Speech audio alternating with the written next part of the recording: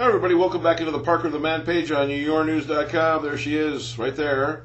Continuing coverage of Lions Training Camp 2009. Camp Schwartz, Tennessee Titans North, Jeff Fisher North, well underway. And you know, Jason Hanson is now in his, 18th year in the National Football League. 18 years. You know what's amazing about Jason Hanson? I'll just give you this right off the bat because you can read all about this. And if you would like to respond, you may. Jason Hanson started with the Lions before there was a salary cap and before there was free agency. So that's how long Jason's been with the Lions now. 1992 is when he officially joined. It's an amazing run of kickers the Lions have had. If you can imagine this, in the last 40 years, 1969, when Errol Mann was brought in to kick, he went to 1976. Benny Ricardo came in, he basically went to 1980. Eddie Murray went to 1991, and Jason's been here since. Did you count them? That's 4 kickers that the Lions have had in 40 years. You know all those other teams that seem to audition kickers every single darn week? Imagine how bad it would be here if Jason Hanson and all these guys... Oh, wait a second, it's already been bad. It wouldn't have mattered, as it turns out. Well, you know, okay, strike that. Never mind on that one. But it really is an amazing run, and Jason Hanson is one of the gems, you know, one of the good things that the Lions have done over the last 17 years. So read all about Jason Hanson, and there's a little Buick Open connection with Jason because he was in the Pro-Am and maybe a sign for the future. He says maybe, maybe not. You know how Jason sometimes flips around a little bit there. But speaking of GM and the Buick Open, GM officially announced the end.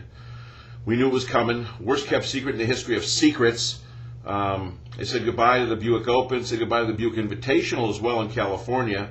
Looks like the Greenbrier in West Virginia will now accept the role of Buick Open. They'll take the spot now vacated by the longest running sponsor in the history of golf and golf sponsorships, Buick and General Motors.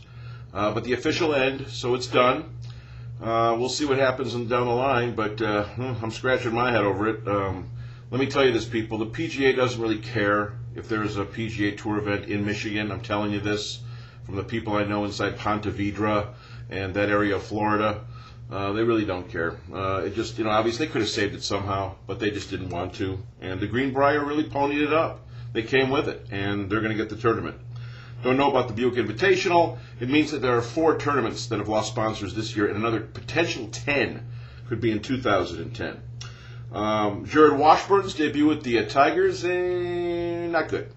He gave up 6 runs in less than 6 innings, a couple of homers, one by Nick Markakis of the Orioles, and the other by Cesar Izturis, who has hit like 14 of them in 9 years. So that was not a great one to give up for Jared Washburn. But I still think it's a good move. Tigers with the trade and getting Washburn in here for the stretch run, and they needed a guy. He's a lefty, 3rd best ERA in the American League, at least until, you know, Tuesday night when he gave up the 6. But, you know, he'll be better on more nights that he's bad.